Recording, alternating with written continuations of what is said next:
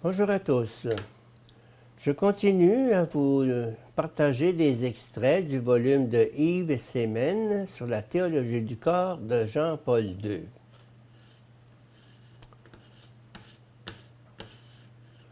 La signification de la honte originelle. La mise en doute du don. Nous n'entendons pas faire ici une analyse complète de la tentation et du péché selon le texte même de Genèse 3, 1, 5, ni de la doctrine de l'Église et de la théologie qui s'y rapporte. Il convient simplement d'observer que la description biblique elle-même semble mettre particulièrement en évidence le moment clé où le don est mis en doute dans le cœur de l'homme. Non, vous ne mourrez pas, mais Dieu sait que le jour où vous en mangerez, vos yeux s'ouvriront et vous serez comme Dieu, connaissant le bien et le mal. En mettant en doute dans son cœur la signification la plus profonde du don, c'est-à-dire l'amour comme motivation spécifique de la création et de l'alliance originelle, confère en particulier Genèse 3.5, l'homme tourne le dos au Dieu amour, au Père. En un certain sens, il le rejette de son cœur. En même temps donc, il détache son cœur et il le coupe, pour ainsi dire, de ce qui vient du Père. Ainsi, il ne reste en lui que ce qui vient du monde. Leurs yeux à tous deux s'ouvrirent alors, et ils connurent qu'ils étaient nus. Ils cousirent des feuilles de figuier et s'en firent des pagnes. Genèse 3, 7. C'est la première phrase du récit yaviste qui se réfère à la situation de l'homme après le péché, et elle montre le nouvel état de la nature humaine. Cette phrase ne suggère-t-elle pas également le début de la concupiscence dans le cœur de l'homme?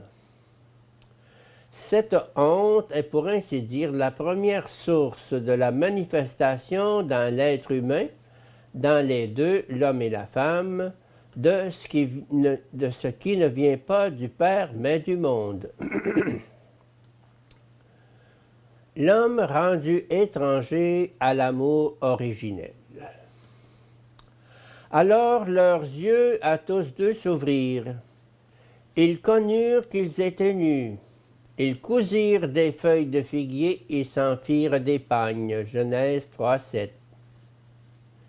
Puis ils entendirent la voix du Seigneur Dieu qui se promenait dans le jardin, à la brise du jour. Et l'homme et la femme se cachèrent devant le Seigneur Dieu au milieu des arbres du jardin. Genèse 3, 8. Leur besoin de se cacher indique qu'au fond de la honte qu'ils éprouvent réciproquement l'un devant l'autre, comme fruit immédiat de l'arbre de la connaissance du bien et du mal, a mûri un sentiment de peur en présence de Dieu, une peur ignorée auparavant.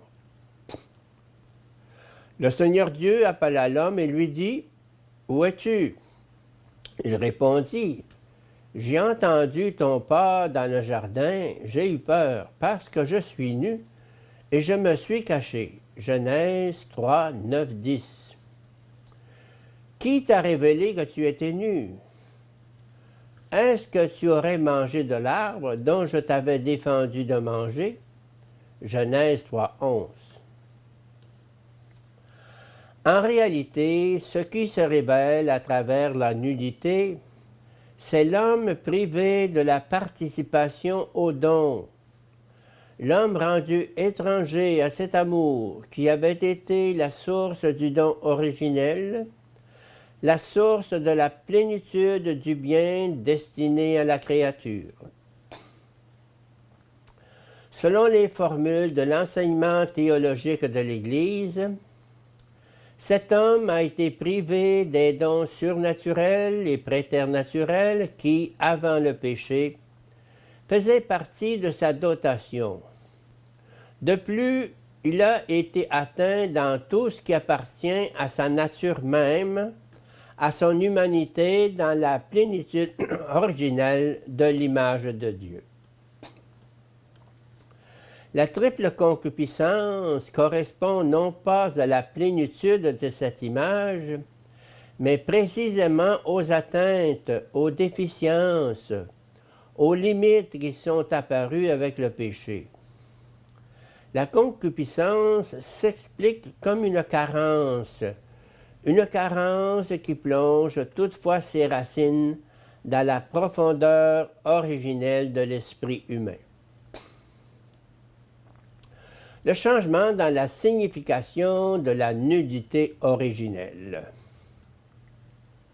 Les paroles de Genèse 3.10 attestent directement un changement radical de la signification de la nudité originelle. Dans l'état d'innocence originelle, comme nous l'avons observé précédemment, la nudité n'exprimait pas une carence, mais représentait la pleine acceptation du corps dans toute son humaine et donc personnelle vérité. Comme expression de la personne, le corps était le premier signe de la présence de l'homme dans le monde visible.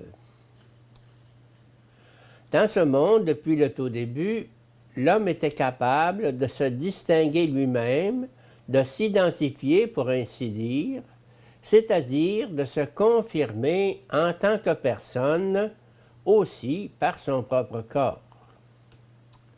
Celui-ci, en effet, était marqué, pour ainsi dire, dès l'origine, comme le facteur visible de la transcendance, en vertu de laquelle l'homme, en tant que personne, surpasse le monde visible des êtres vivants, animalia.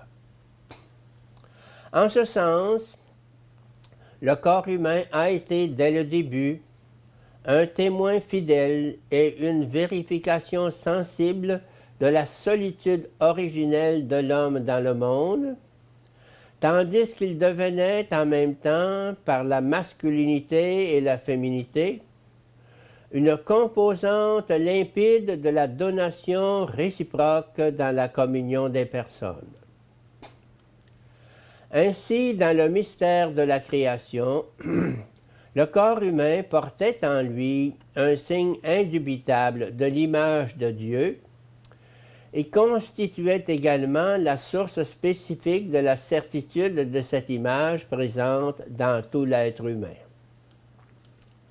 Les paroles « J'ai eu peur parce que je suis nu et je me suis caché » Genèse 3.10 témoignent d'un changement radical de ce rapport. En quelque sorte, l'homme perd la certitude originelle de l'image de Dieu exprimée dans son corps. Et d'une certaine manière, il perd également le sens de son droit à participer à la perception du monde dont il jouissait dans le mystère de la création.